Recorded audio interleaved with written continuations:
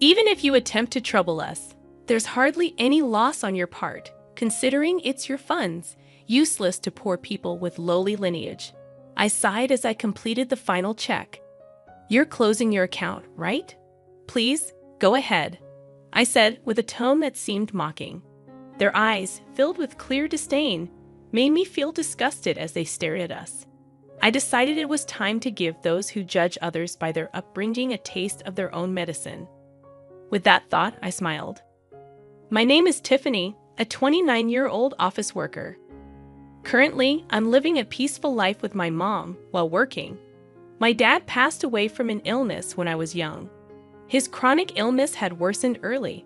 My father, who was involved in various businesses, was always busy with work, out early and back late. Even so, he treasured his family time, and I have fond memories of playing with him on his days off. Mom and I were initially shocked by Dad's death, but Mom, not wanting me to feel lonely, cherished our time together. Fortunately, when Dad fell ill, he made sure with the former CEO to secure enough funds for our livelihood. Thanks to that, I was able to go to college, and both Dad's and Mom's parents were very supportive, especially my paternal grandparents, who lived nearby, took great care of me when Mom was away at work. We still go back to both sets of grandparents for holidays like Christmas and spend time together. I am who I am today thanks to the support of many people. To give back, I went to a national university and got a job at a major company. I thought about working at the bank my dad was supposed to inherit, but I chose a career I loved. As you're being told, do what you love. I've already handed the bank over, don't worry about it. Thanks to a fulfilling home environment and the freedom to dive into hobbies, I had no interest in romance. But now, at a mature age, many of my friends are married with kids. This led me to think about marriage, and that's when a certain encounter happened. I never imagined this meeting would lead to a major incident. Hey, Tiffany, aren't you interested in love, huh? That was the starting point, a question from a colleague at work. We've been close since our rookie days. You know, I have an acquaintance who's struggling to find a match. He's well-educated and handsome. You're highly educated too, Tiffany. Maybe you'd like to meet him. I've always thought it's a waste for someone as eloquent as you, Tiffany. There are even a few people in the office who are after you. She has a wide network and always shares various stories. She's living with her boyfriend, whom she met at a party, and seems very happy. She's quite concerned about my lack of romantic involvement. I had even consulted her about marriage, leading to this arrangement. A few days later, I agreed to meet a man named Yosef. The rendezvous was at a cafe, and as I waited nervously, a man approached me. Tiffany? Ah, yes, nice to meet you. You're Yosef, right?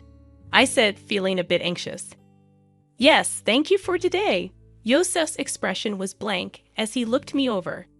It felt like he was sizing me up, and I was a bit taken aback. Then, taking a seat opposite me, he quickly started the conversation. What do you do for work, Tiffany? He inquired. I work in sales at a company. I've always enjoyed interacting with people and making use of my opinions, which is why I chose sales. I find it fulfilling, and I love the moments when customers are happy with their purchases. I replied, trying to ease the tension. What's the name of your company? He asked. I told him the name of my company. Upon hearing it, Is paused for a moment, then smiled. It wasn't a pleasant smile, more like one of satisfaction. My company is quite a large enterprise with good performance. We're well trusted by our customers, he said, his tone slightly arrogant. Since he asked, I decided to return the question. What do you do, yes? At my question, Is snorted with pride and began to boast. I work at Sunrise Bank as a department head. Sunrise Bank is a really big bank, you know. The work is tough, not something ordinary people can handle. But since my dad is the CEO and I'm the successor, it's different for me. I felt a stir in my chest at Yosef's words. I was expecting a normal response, but Yosef's aggressively toned words made me feel uncomfortable. Indeed, Sunrise Bank is a major bank. I knew about Sunrise Bank due to a certain incident. but I was surprised to learn that Yosef worked there as a department head. Wow, that's impressive. Sunrise Bank is a big place, isn't it? I flattered Yosef on purpose. I saw no need to be rude, and though I thought this would probably be our last meeting, I figured it was better to be nice. Pleased with my flattery, Yosef continued to boast about himself. Honestly, talking to him was painful. He did listen to me occasionally, but always turned the conversation back to himself, even making outrageous comments about his lack of romantic prospects. I'm quite popular, but it's always people who don't match my family background or education level that come to me. I thought the problem might be his attitude, but I had already decided not to meet him again after informing my friend. As time passed, he still looked satisfied and made a suggestion.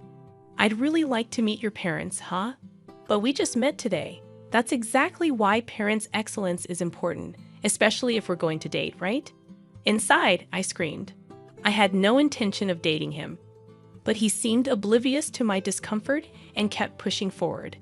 When are your parents in? Are you available? I'll have to discuss it with my mom. What about your dad? As Yosef pressed on, I felt a growing sense of disgust, but couldn't find the strength to cut him off. My dad passed away when I was young. At my words, Yosef narrowed his eyes. Suddenly, waiting for him to speak, Yosef just said, I see, and fell silent, pondering.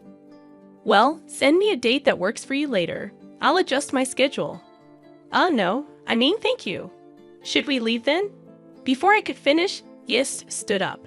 It felt like talking to someone from a different world, despite my reluctance. I had given him my contact information and even discussed meeting our parents.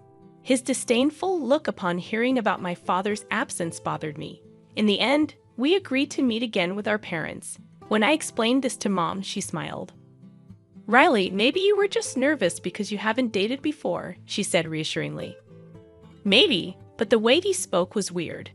Well, his parents will be there, right? Just say no if it doesn't feel right. I'll be there too, I replied, feeling guilty. Thanks, Mom. Sorry for dragging you into this, I apologized. Mom laughed heartily. It's okay. No need for you to feel bad. Besides, I'm curious about Sunrise Bank, so let's see how it goes. So, Yosef and I arranged a family meeting. At that time, I had no idea Yosef had planned the meeting for such a shocking purpose. On the day of the meeting, we arrived at the place Yosef had chosen. It was a fancy restaurant. It's a big place, isn't it? I remarked as we entered. Yes, it is, Mom agreed. Inside, our table was ready, but Yosef hadn't arrived yet.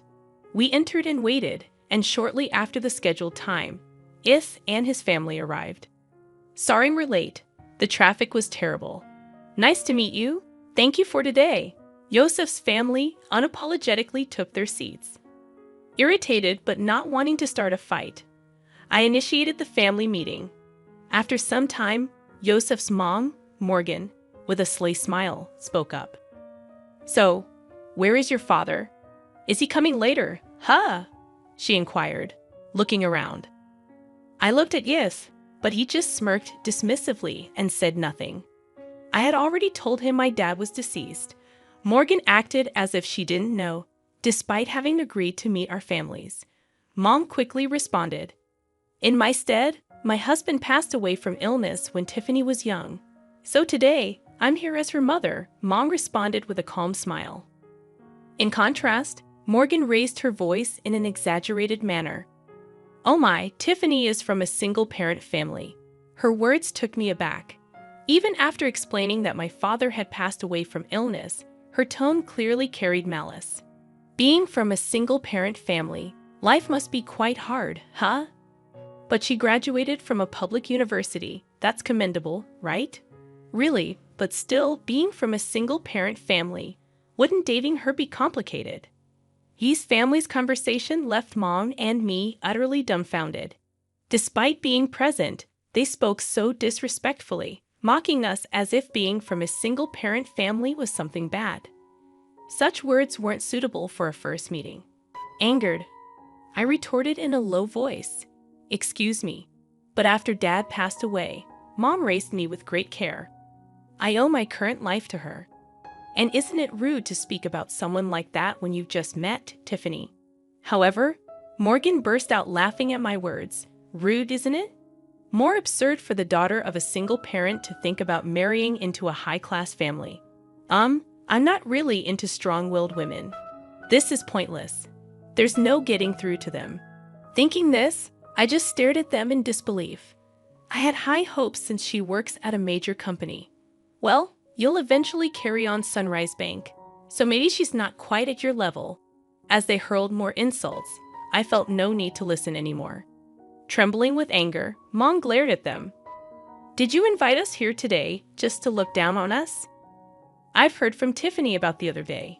You're enjoying berating us for being a single-parent family, aren't you? Her words took me aback. Even after explaining that my father had passed away from illness, her tone clearly carried malice. Being from a single-parent family, life must be quite hard, huh? But she graduated from a public university. That's commendable, right? Really, but still, being from a single-parent family, wouldn't dating her be complicated? His family's conversation left Mom and me utterly dumbfounded.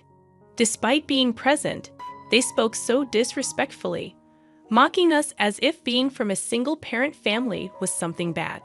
Such words weren't suitable for a first meeting. Angered, I retorted in a low voice, "Excuse me, but after Dad passed away, Mom raised me with great care. I owe my current life to her. And isn't it rude to speak about someone like that when you just met, Tiffany?" However, Morgan burst out laughing at my words. Rude, isn't it? More absurd for the daughter of a single parent to think about marrying into a high-class family. I'm not really into strong-willed women. This is pointless. There's no getting through to them. Thinking this, I just stared at them in disbelief. I had high hopes since she works at a major company. Well, you'll eventually carry on Sunrise Bank, so maybe she's not quite at your level. As they hurled more insults, I felt no need to listen anymore. Trembling with anger, Mom glared at them. Did you invite us here today just to look down on us? I've heard from Tiffany about the other day. You're enjoying berating us for being a single-parent family, aren't you? It was the first time I heard her speak so sternly. Please stop with the accusations. It was just a little teasing, right? No one feels good being mocked, and all your remarks are condescending. We have no intention of listening to this any further. E's family looked displeased at Mom's clear statement. Presumptuous for commoners, huh? Indeed, that may be the case. But this has made up my mind. Ye's family looked briefly surprised at Mom's words, then burst into laughter. They seemed to be thinking, what can you possibly do? Mom sighed and began to speak. Actually, we have funds deposited with your bank, but we don't wish to entrust them to people like you. Oh, really? But we don't know your name, so it can't be much, right? It's probably insignificant. That's right. Even if you try to trouble us with your fun, it won't really affect us. Low-class poor people are not needed. I realized that even Mom's last attempt at reconciliation was in vain. But they continued to speak disdainfully, unaware. I sighed and made the final confirmation. We're closing our account. Okay, go ahead. Yosef's family responded with mocking tones and clearly disdainful expressions as they looked at us. I thought to myself, let's make those who judge others by their background suffer a bit. I smiled at the thought. Is that so? Then we will proceed as such. And please consider this meeting never happened, Yosef's family declared. Of course, I replied calmly, knowing we had no intention of marrying into a family with such prejudices. Well then, we will take our leave now, Mom, and I stood up. Oh, don't worry about today's bill. It's too expensive for you, they remarked. Is that so? Well then, with that, our family meeting ended. Later, I made a phone call. Weeks later, my mobile phone was flooded with calls from Yos. Of course, I had anticipated this and had no intention of answering. It was their own responsibility. I immediately blocked the number. A few days later, I received a call from Grandpa Kyle. Summoned by Kyle, Mom and I headed to Sunrise Bank in the meeting room. Ye's family, looking pale, was present. As soon as they saw us, Morgan stood up and rushed over to bow deeply. "I am extremely sorry for what happened," she said. I didn't reply to Morgan's words, just smiled and began to speak. "What exactly are you apologizing for?" At my words, Morgan bit her lip hard, trembling with anger. "That's understandable. There are too many things for which they should apologize. That's probably why she's feeling so frustrated. This whole situation started because I said we would close our account. That day, our account wasn't particularly large. Closing it wouldn't have caused much damage. But Kyle's case was different. Kyle managed the inheritance left by my dad at Sunrise Bank for our benefit. Kyle also had his own account there. If all accounts, including Kyle's and my dad's inheritance, were closed, it would total about $7,000 million. In other words, their disrespect decided the closure. And importantly, Kyle is the former CEO of the bank. Dad was supposed to take over the bank but passed away young, so the position went to Scott. I didn't know that Tiffany was related to the former CEO, Scott. Looking anxious, Yosef pleaded as if making an excuse. But that's no excuse. Even if they didn't know, their prejudice against our family is their own fault. "You mean, if we were relatives, you would have treated us differently?" Dad interjected. "Hey, don't talk to Dad like that. It's your fault for not telling us from the start that your grandpa was the former CEO. I don't have any obligation to tell a stranger like you that. Besides, you were the one who started it and made fun of us, remember?" I countered, causing Yosef to narrow his eyes in frustration. "You insulted me knowing I was from a single-parent family. When I said I would transfer the bank due to insecurity, you told us to go ahead. We just did as we were told. But it's just that it may be just that for you. But have you ever thought about the feelings of someone whose family has been insulted?" Silence fell. Morgan was trembling, looking hopeless, and Scott was hanging his head. But Yosef still seemed unconvinced, his face full of dissatisfaction. "Getting all high and mighty just because people talk to you." Yosef remains unrepentant. At that moment, the door to the conference room opened and Kyle appeared. Seeing Kyle, Yosef's tone grew defiant, and Morgan turned even paler. Frozen in place, only Yosef glared at me. "Even after giving you a chance to reflect, you're still only thinking about yourselves," Kyle said, his tone stern. "It's not my fault. It's her. Watch your words. If you continue, you'll end up even more miserable." Yosef, silenced by Kyle's words, glared at me again. Then, as if resigned, he burst out, "No way. Who would think a single parent's relative was the former CEO? You knew I was the future CEO and came to the family meeting just to mock us." "Yosef, be quiet." Kyle glared sternly, causing Yosef to breathe heavily. "Future CEO, huh?" Kyle then turned his gaze to Scott, who shrunk even more under Kyle's stare. "I understand wanting to leave the bank to your son, but now that I know his mindset, it's impossible for him to continue as CEO." "That's ridiculous," Scott started to retort, but sat down again under Kyle's gaze. "You still don't understand that your attitude is the problem. Though I'm retired, the board will decide. If you have something to say it to them. Remember, we recorded the previous conversation, and this one. Don't forget that the voice recorder will serve as evidence." I took out a voice recorder in front of the three and pressed play. The recorder started playing back our conversation from the other day. "How dare you prepare something like that? It's unfair," Yosef exclaimed. "It was just a precaution, but remember, you forced me into this situation." I countered. Yosef had nothing to say in return, and their faces turned pale. "Thank you, we'll handle it from here," they said. So Mom and I left. Ultimately, Kyle didn't transfer the funds, at least not officially. Scott was removed from his CEO position, and Yosef was demoted.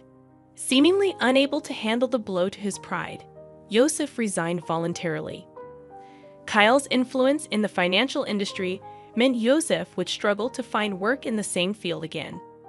Whether Scott knew this or not, he seemed determined to work until retirement, but Kyle said it would be tough for him both mentally and physically. Morgan, who used to wield power as the CEO's wife, apparently started part-time work to maintain her lifestyle. But her character likely made it hard for her to keep a job. "I'm really sorry," I said. "It's okay. You didn't know, right?" Mom replied. "I only shared what happened with a friend who introduced me to Yosef.